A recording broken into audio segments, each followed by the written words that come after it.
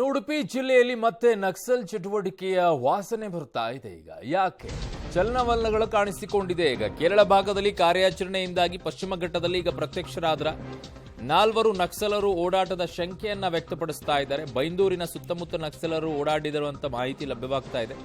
ಹಸಿರು ಯೂನಿಫಾರ್ಮ್ ಶಸ್ತ್ರಾಸ್ತ್ರದೊಂದಿಗೆ ಓಡಾಟವನ್ನ ನಡೆಸಿದ್ದಾರೆ ಅನ್ನುವಂಥ ಅನುಮಾನ ಬರ್ತಾ ಇದೆ. ಈ ಕಡೆಗೆ ರಾಜ್ಯ ಸರ್ಕಾರ ಗೃಹ ಇಲಾಖೆ ಏನಿದೆ, ಗೃಹ ಇಲಾಖೆ ಈಗ ಡ್ಯಾಂನಲ್ಲಿರುವಂತಹ ಶಸ್ತ್ರಸಜ್ಜಿತರಾಗಿರುವಂತಹ ಕೆಎಸ್ಐಎಸ್ಎಫ್ ಪಡೆಯನ್ನ ವಾಪಸ್ ಪಡ್ಕೊಳ್ತಾ ಇದೆ.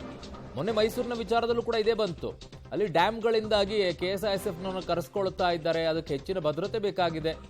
ಅಲ್ಲಿ ಗ್ರಾಮಸ್ಥರೆಲ್ಲ ಸುದ್ದಿಗೋಷ್ಠಿಯನ್ನ ಮಾಡಿದ್ರು ಇದೇ ವಿಚಾರಕ್ಕೆ. ನಕ್ಸಲರ ಹಾವಳಿಗಳಾಗತ್ತೆ, ಡ್ಯಾಂಗಳ ವಿಚಾರದಲ್ಲಿ ಬಹಳ ಎಚ್ಚರಿಕೆ ತೆಗೆದುಕೊಳ್ಬೇಕು ಅಂತ ಹೇಳಿ. ಈಗ ಉಡುಪಿ ವಿಚಾರದಲ್ಲಿ ಇದು ಚರ್ಚೆಗೆ ಬರ್ತಾ ಇದೆ. ಸೊ ಉಡುಪಿಯಲ್ಲಿ ಕಾಣಿಸಿಕೊಂಡಿದೆ ಅಂತ ಹೇಳಿ ನನ್ನ ಸಹೋದ್ಯೋಗಿ ದೀಪಕ್ ಜೈನ್ ಈಗ ನನ್ನ ಸಂಪರ್ಕಕ್ಕೆ ಸಿಗ್ತಾ ಇದ್ದಾರೆ. ದೀಪಕ್, ಈಗ ಏನೆಲ್ಲ ಅಪ್ಡೇಟ್ಸ್ಗಳು ಬರ್ತಾ ಇದೆ ನಕ್ಸಲ್ ಚಟುವಟಿಕೆ ಬಗ್ಗೆ? ಉಡುಪಿ ಮತ್ತು ದಕ್ಷಿಣ ಕನ್ನಡ ಜಿಲ್ಲೆಯಲ್ಲಿ ಕಳೆದ 10 ವರ್ಷಗಳಿಂದ ನಕ್ಸಲ್ ಚಟುವಟಿಕೆ ಬಹಳ ಕಡಿಮೆ ಆಗಿರುವಂತದ್ದು. ಅಂದ್ರೆ ಪೊಲೀಸರು ನಿರಂತರವಾಗಿ ಕೂಂಬಿಂಗ್ ಅನ್ನ ನಡೆಸ್ತಾ ಇದ್ದಾರೆ. ಉಡುಪಿ ಜಿಲ್ಲೆಯಲ್ಲಿ ನಕ್ಸಲ್ ನಿಗ್ರಹ ದಳದ ಅಂದ್ರೆ ANF ನ SP ಅವರನ್ನ ಕೂಡ ನಿಯೋಜನೆ ಮಾಡಿದ್ದಾರೆ. ಅದರ ಜೊತೆಗೆ ಟೀಮ್ ಕೂಡ ಇರುವಂತದ್ದು.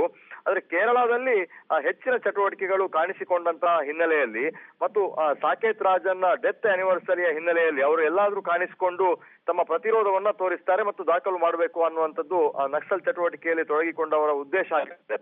ಹಾಗಾಗಿ ಅವರು ಉಡುಪಿ ಜಿಲ್ಲೆಯ ಕುಂದಾಪುರ ಭಾಗಗಳಲ್ಲಿ ಮತ್ತು ಬೈಂದೂರು ಭಾಗಗಳಲ್ಲಿ ಕಾಣಿಸಿಕೊಂಡು ಜನರ ಜೊತೆ ಮಾತನಾಡಿದ್ದಾರೆ ಮತ್ತು ಈ ಡೆತ್ ಆನಿವರ್ಸರಿಯ ಹಿನ್ನೆಲೆಯಲ್ಲಿ ಅವರು ಪ್ರತಿರೋಧವನ್ನ ತೋರಿಸಿದ್ದಾರೆ ಮತ್ತು ಈ ದಿನವನ್ನ ಫ್ಲಾಗ್ ಗಳನ್ನ ಹಾರಿಸುವ ಮೂಲಕ ಅವರೊಂದು ತಮ್ಮ ಇರುವಿಕೆಯನ್ನ ತೋರಿಸಿದ್ದಾರೆ ಅನ್ನುವಂಥದ್ದು.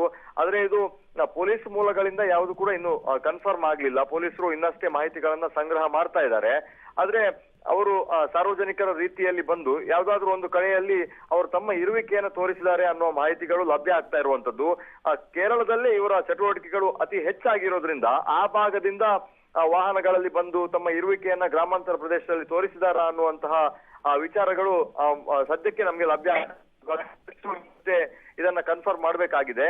ಸಾಕೇತ್ ರಾಜನ್ ಅವರ ಆತನ ಡೆತ್ ಆನಿವರ್ಸರಿಯ ಹಿನ್ನೆಲೆಯಲ್ಲಿ ತಮ್ಮ ಇರುವಿಕೆಯನ್ನ ತೋರಿಸಿರುವಂತಹ ಸಾಧ್ಯತೆಗಳು ಇವೆ ಅನ್ನುವಂಥದ್ದು. ಆದ್ರೆ ಯಾವುದೇ ಚಟುವಟಿಕೆಗಳಾಗಿರೋದು, ಜನರನ್ನ ಸಂಪರ್ಕ ಮಾಡುವಂತದ್ದು, ಯಾವುದೇ ಓಡಾಟಗಳು ಇಲ್ಲಿ ಕಂಡು ಬಂದಿಲ್ಲ ಅನ್ನುವಂತಹ ಮಾಹಿತಿಗಳು ಸದ್ಯಕ್ಕೆ ಲಭ್ಯ ಆಗ್ತಾ ಇದೆ. ಅರುಣ್. ಓಕೆ ದೀಪಕ್ ಜೈನ್, ನಿಮ್ಮೆಲ್ಲ ಮಾಹಿತಿಗೆ ಧನ್ಯವಾದಗಳು.